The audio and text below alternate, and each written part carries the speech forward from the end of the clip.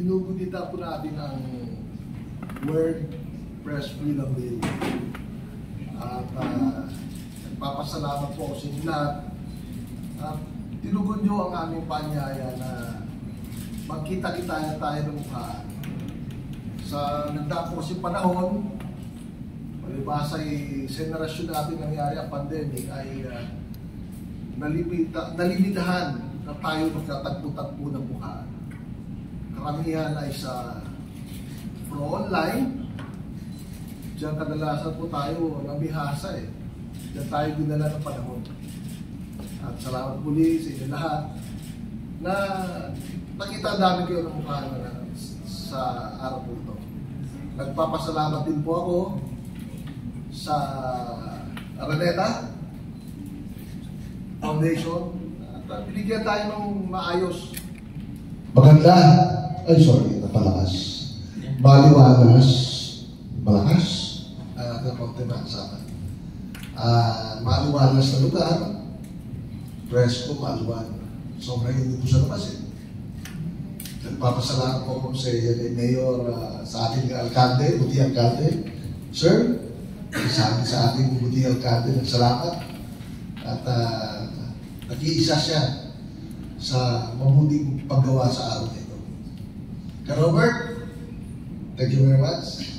At may mga kasama tayong mga mamayan na patuloy sa advokasya upang ipaglaban ang kalayaan sa pamamahayan. Palibas sa Pilipinas po kasi ay lagi tayong nasa talaan ng mga napipinsala, sasaktan, napapatay ng mga mamayan. At dito rin sa ating bansa nangyari ang karimari-mari ng kulit na umasakyan.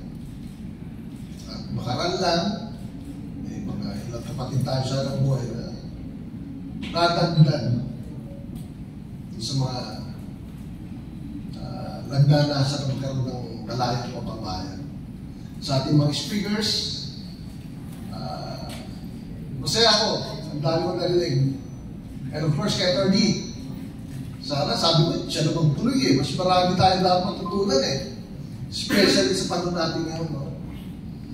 Palibasan po sa panahon po natin ito, no? Dalawa po sources ng information sa ating mga pamayan. Kaya kung sinabi atin, ito po dahilan bakit tayo ay mga mamayan. Ang traditional media po, dyan ang sources natin mga information, di po ba? Yung mga channel noon, hanggang ngayon, radyo, telebisyon. At dumagdag na po ang online media. Karamihan siya nyo, may mga sarili kayong mga online slots. Meron YouTube TV. Meron TikTok. Meron Instagram. At sa platforms nyo yan, siya kayo naghahayan. At mainam naman na sa panahon na ngayon ay malusog. Punong-puno ng mga visuals sa social media. Bakit? Cellphone na ng maliit eh. Pagkuha ngayon, agad-agad. Live! So, kung nakarinig natin kanina si kapatid na Rambo sa buhay ng isang tiga-radyo, ating kasama na telebisyon, mga ilang kasama sa photojournalist, ay masarap din siguro marinig din namin kayo. Nararamdaman ko marami sa inyo yung mga sariling platforms para magaya. Kaya tayo, magkakasama kayo, ay kapwa tayo mga mamamayan. Sa kasalukuyan po, yung photojournalist, nag-expand na rin siya dahil sa market. Kung doon, ang mga photographer ay nakafocus para kumanilitrato. Palibasa, pumasok na rin ang mga online media, naghahanap ng materials para sa kanilang gagamitin content o kanila isasaksak sa kanilang mga online media. At kasi online sites, halimbawa, ang GMA News, television po yan, free TV, pero meron sila online. Kaya tayo, ng mga photographers, photographers, ay pwede natin palang marating yung kanilang site bilang may market natin o may share natin yung anong meron tayo. Malibasa, cellphone lang dala. Ay, sorry ha, hindi ko pala nilala. Cellphone ang dala. May DSLR ka. May mirrorless ka. Ito po kasi yung ginagamit natin para magkaroon ng mga visual illustrations. Itong mga gadget na ito, na nagkakaroon tayo ng mga ideya, gusto natin asahin ng ating kaalaman. Dito sa mga gadget na ito. Of course, madali. Hindi na karamihan sa atin ang pumasok. Of course, kailangan ng formal education. Pero palibasa kasi may YouTube training. Kahit anong brother, Nikon yan, Sony yan, iPhone yan, Samsung yan. Ang ganda, nagaling, talagang napakalusog, napakalawak na ng visual illustration. Kaya ngayon, yung dating photographer, ang tawag na po ngayon ay visual journalist. Ano po yung visual journalist na nilagdag na trabaho ng galing sa photographer? Dati po niyang lalo ang litrato as photographer, isa, kumukuha lang siya ng video. Dalawa. And of course, magsusulat ka. Kaya ang tawag na ngayon ay visual journalist. Sa EPA, sa European Press Photo Agency, ay nabigyan ako ng pagkakataon na maging bahagi ng ahensya nito. Ang European Press Photo Agency ay isang news outfit nakabase sa Frankfurt, Germany, na may mga photographers sa buong mundo. Kaya kung paano sa Pilipinas ngayon, ay nag-celebrate tayo ng World Press Freedom Day noong nakaraan ay Labor Day, kasabay din yan ang tuloy-tuloy na giyera sa Gaza. Ang Presidente ng Amerika, Trump, nagbibigay niya statement, tuloy-tuloy ang giyera sa Ukraine against Russia. And recently, sa Kashmir ay tumataas ang tensyon dito sa ating global.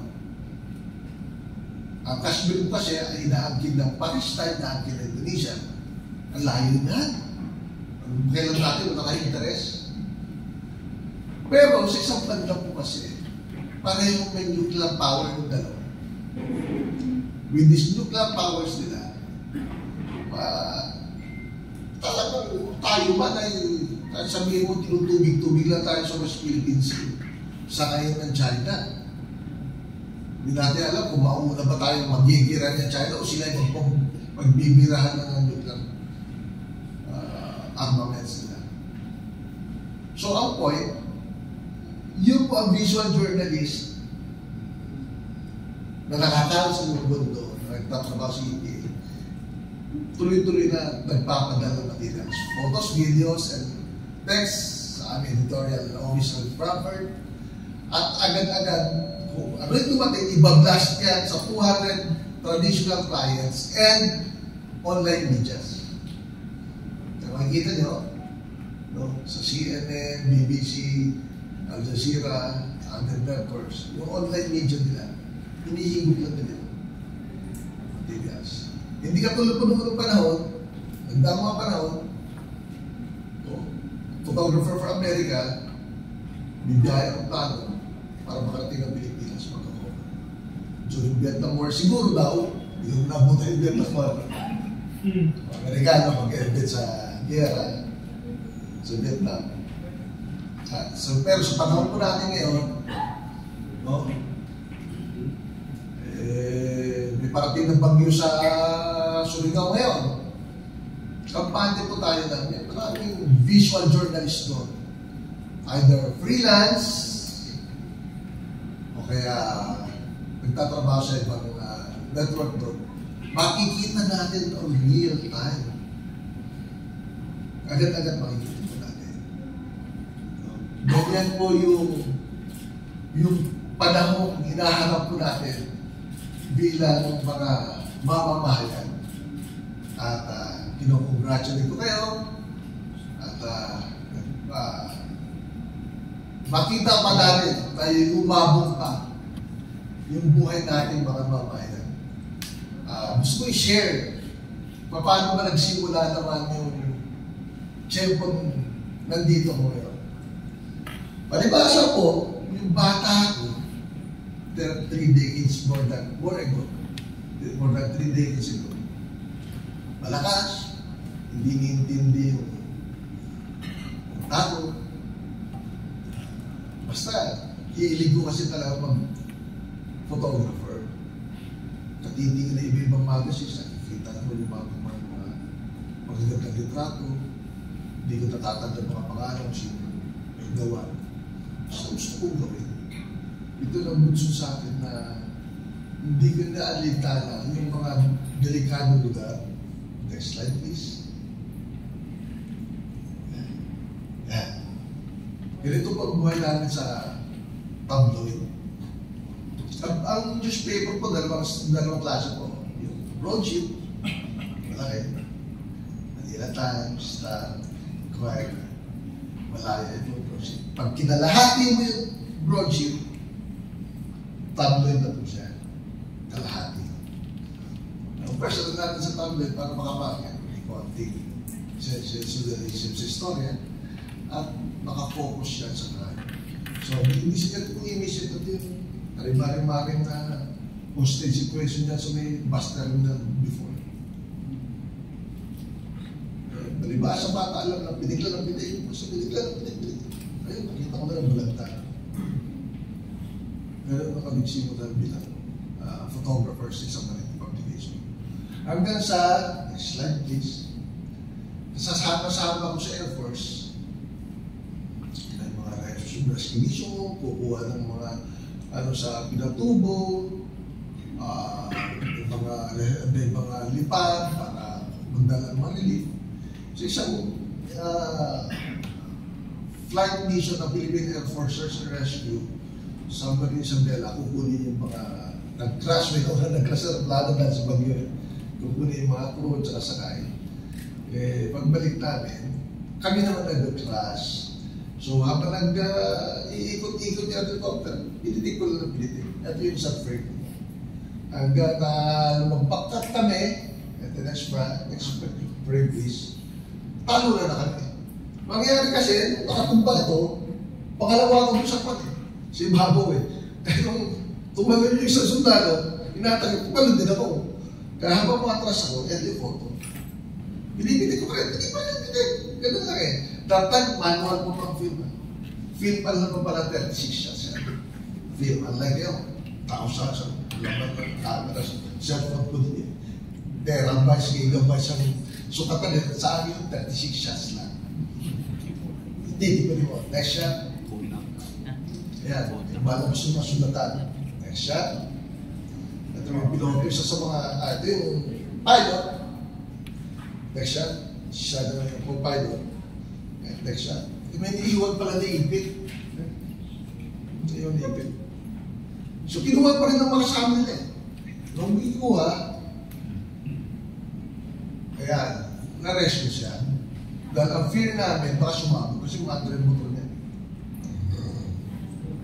Okay. So, ito pong series of shots na ito, na film ang gamit, that time.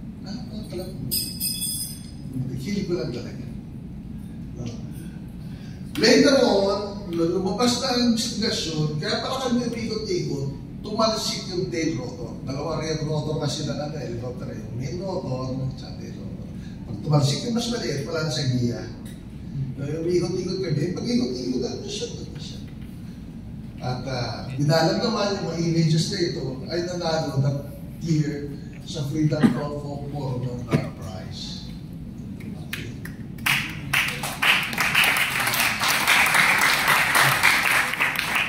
Napakabilis. At present po, no, gusto ko share sa ating lahat. Ano ba pwede nyo i-market sa EPA, European Press Photo Agency? May market din po kasi yan. Palibas ang balita, no? Ano, may passion tayo. Gusto natin gawin ito.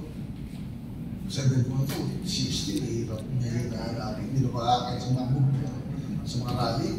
No? Pero may business side po ito para makasurvive. May negosyo. So ang EPA, bumibili ng mga litrato doon sa mga incidente okay, newsworthy na walang staff photographers. Ang staff photographers po yung regular dyan. Kaya sa isang ahensya, tatrabaho siya. So yung mga hindi na kaya cover, baka pwedeng gusto i-offer. Bukod, doon sa nilalagay niyo sa inyong mga platforms. No? Na may marketing din yan, di ba kumikita rin yan? Although hindi ako pamilyar ha, sabi nila, depende sa viewership in minutes, numbers of viewers, may corresponding payment from, halimbawa kay Facebook. Baka meron kayong mga excess o outtakes, but we share. So, mga iba-iba agencies yun. Ang EPA pala isa sa mga apat na agencies. No? Same po yung bibili ng mga litrato. Pati video pala. Yan. Ang next slide please. Okay, next please. So, Pilipinas po kasi, year-round, meron tayong disaster. Either Bagyo, Lindol, no, kaya man-made. So, maaaring tiga Marikina kayo, no? Pag bumapo sa Marikina, lunod ng mga tao doon. Nakalive na agad yan. Sa akin po si EPA, kung paano sa social media ay patayo. Yan. Kasi dami. Sa social media, si PPA, horizontal ang size. Yan, paano gagawin? Magagaling po kayo. Malalakas kayo. Mabilis mag-react ang isip. Iba ko meron. Andito ko meron. Lumalang mo yung sobra. Ate ka. Pang-ebay ko. 10 seconds. Another 10 seconds. 10 seconds. Ang pagbubuo ko ng video story, 10 seconds of literal clips. Like kung naglalay, talagang, babad siya. So, alam niyo na yung diskarte ng gagawin din sa photo. Hindi sa ka. Na siyempre, ilabas natin yung ating creativity. At sabihin mo man yan ang disaster. At tulad dito, nilata po ito eh. Ito yung grabe na walang makain matang. Typhoon Haya. Super Typhoon Haya. Next slide please. So yan. Bulkan, tatlong bulkan ay nagaguluto sa atin eh. Kanlaon, Bulusan, Tan. May pang-apat pa tayo. Mayon na talaga. Perfecto. Ano pa? Man-made disaster. Ito yung dyan, barko ng paulit na talaga. Dati mga pagka yung mga passenger ships natin. Ito yung mga pwede i-offer. Next. Yan. Entertainment. Pero ito tayo entertainment. The man behind the Wish FM. Worldwide yan. Kahit mga K-pop, sabi nila, pag hindi ka nakasakay ng bus yan, sa inyo sa Christmas. Next, please. Ayan, dito sa Aranete. Guinness World Record. Next. May 12. Election. Casting of ballots. Nakakatuwa sa Pilipinas, ha? May share ko na agad kasi limitado tayo kasi. Kung may paano sa ibang region, may gera, lalo sa mga nag-adventure, gusto nila gera. Pero bakit ang daming ibang lahi na pupunta sa Pilipinas? Pansin, ang daming nag-vloggers, ang daming photographers. Bakit sa Pilipinas sila nagpupunta? Ito po yun. Ang Pilipinas po, sagana sa iba't ibang balita. Kung may gera sa iba't ibang dako, may gera din tayo. Pero meron tayo na wala sila. Ang makukulay nating festivals. January pa naman, Black Nazarene. Ang ganda ng mga kuha dyan. Bilang ganda ng araw, Pilipino, ako nagpapapako. Wala sa ibang bansa. Di ba? Pinakamahandang Christmas sa buong mundo. Dito bigla. Kung ang fireworks display ng bagong taon ay napakaganda sa Dubai, sa Sydney, Opera, sa New York, Pilipinas, panalo. Anong meron tayo sa bagong taon? Bloodiest New Year. Tayo na. Lumay na yung ulo, putol ang daliri, tinatakbo ng tricycle. Di ba? Ganon, kaya bakit nakikita natin sa paligid natin, iba-ibang lahi. Dahil gusto nilang maging parte ng ino-offer ng ating bansa na iba't ibang kulay, istorya, balita. Kaya kung yung mga ibang lahi na pumunta rito, mas may karapatan tayo na dito tayo mag-train, dito natin hasain yung ating anghing galing, dito natin ilabas yung ating hilig sa pamamamahayan. Share ko rin kapag images. Yan. Well, sa ibang bansa, meron yung sporting events, no? Malalaki. Akala ko nga, NBA, pinakamalaking sporting events, PBA sa atin eh. Hindi pala. Mas malaki pala ang football World Cup na hindi ako aware. Dahil sa eBay, naging aware ako na hindi lang pala tayo makaasa lang ng Lindon, Bagyo, disaster.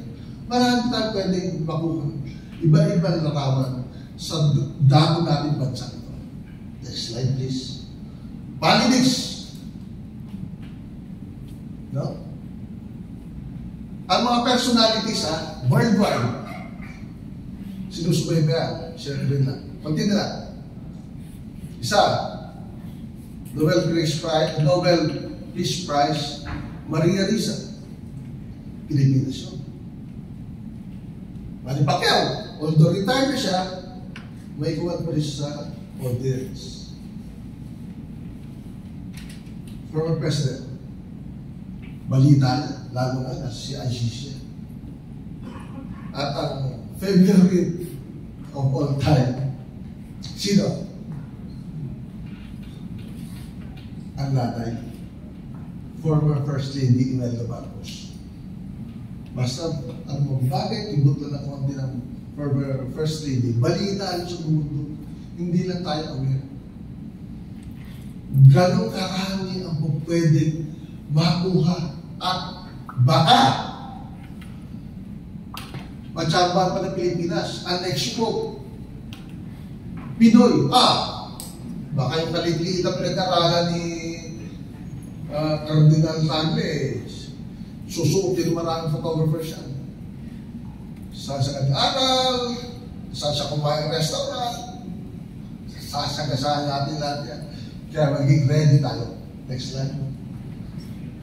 Well, alam natin, ito yun, kasi former president ay hinaharap ko yung dahil sa Tokhan. Next, Tokhan pa rin. Next, Pagpag. Iba tayo, next. Ito lang yung panahon ng pandemic, ang graduation, ganito natin graduation na tayo. Next. Ito, face out ng gym, hindi lang natuloy.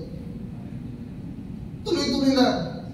Dahil yung gym na yan, Thailand meron yan. So sa Thailand meron tok-tok, Thailand meron traditional gym. Very popular sa ibang bansa yan. Ito yung rally, yung gym day. Of course, travel. Hindi ko travel dyan. Punta ka lang Marilaki, camera riders. Si Superman sila. Next. Ayan. Pagka ko yung mga pictures natin, pag di-offer yung CK, pwede mapapis siya sa local markets and international market. Ayan. Sa halimbawa ng local market natin, Manila Bulletin ng Star, election yan. Pila yan sa pagre-register dito. So, pag tapusin ko ang aking pyesa, muli sa pandiliwang ng aking World Press Freedom Day, salamat ng marami, nagkita-kita tayo, at kung sana may ibabahagi sa inyo, umaasa ko na mas marami kayo may ibabahagi sa akin. Salamat ng marami at mabuhay.